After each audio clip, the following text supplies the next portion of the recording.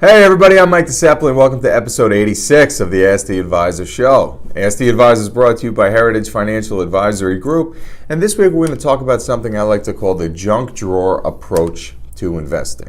Now everybody at home watching, we all have a junk drawer, I'm sure, and that junk drawer probably has anything from pens to batteries and paper clips and screwdrivers and you name it, it's probably in that junk drawer. We all know what it's like.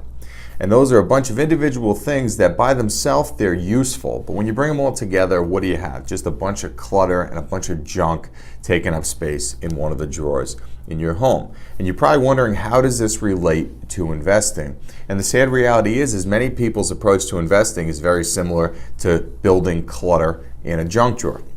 And by that I mean they accumulate accounts all over the place. There's no consolidation, there's no plan, there's no concentrated approach to move them towards their financial goals. So they have a stock account over here, and they got an IRA over there, and they got an educational account back over here, and they got 3 401ks from old jobs that they worked at back over here, and there's nothing bringing this together to be consolidated and concentrated, helping you move towards your goals. And there's a couple problems with this. Number one, it's very difficult to keep track of all these assets when they're spread all over the place. It's really hard to get a barometer on how well you're really doing if you don't even know the values, the accounts, what you're invested in, because everything is spread out all over the place. Number two, some people would argue, well, that's called being diversified. No, that's called being scattered all over the place. Being diversified is owning a bunch of different asset classes that represent all areas of the market. Doesn't mean owning an account at every financial institution in your town. Third thing is, who is the quarterback of this financial plan? If you have 5 different advisors that you're working with and nobody is the primary advisor and the rest are secondary, who's calling the plays? Who's calling the shots?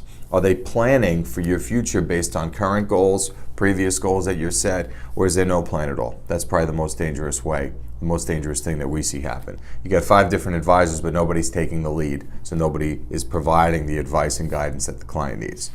So as you can see, it's a very dangerous way to move about your investing career. So how can you do better? How can you improve this situation? Well, number one, look for areas where you can consolidate. Do you have 5 different retirement accounts? Look at the type of those retirement accounts. See if they can be combined. You'll get increased purchasing power. Consolidate those accounts down. It's easier for you to track as well. Keep track of the performance and how things are doing and what you're invested in. Number two, do you have multiple advisors? 2, 3, 4 advisors? Let's think about consolidating down to one. Find the one shining star of the group, somebody that you're gravitating towards, and think about aligning with them and working more exclusively one-on-one with them. Give them the opportunity to do a full-fledged financial plan to help you identify what your goals are and then help increase your return on life and how you're going to get there. And the third approach would be, if you're somebody that really just has never sat down and looked at where all your assets are, you got to sit down and do a financial accounting. You know, budgeting, accounting, knowing where your accounts are, knowing what the values are, knowing what you're invested in. You know, the only thing worse than not doing is knowing and not doing. And there's a lot of people out there that if they were armed with the right information, they would be able to make successful financial choices, but they're just so busy in their day-to-day lives that they don't give it the attention it deserves. You work hard every day for your money, make sure your money is working hard for you.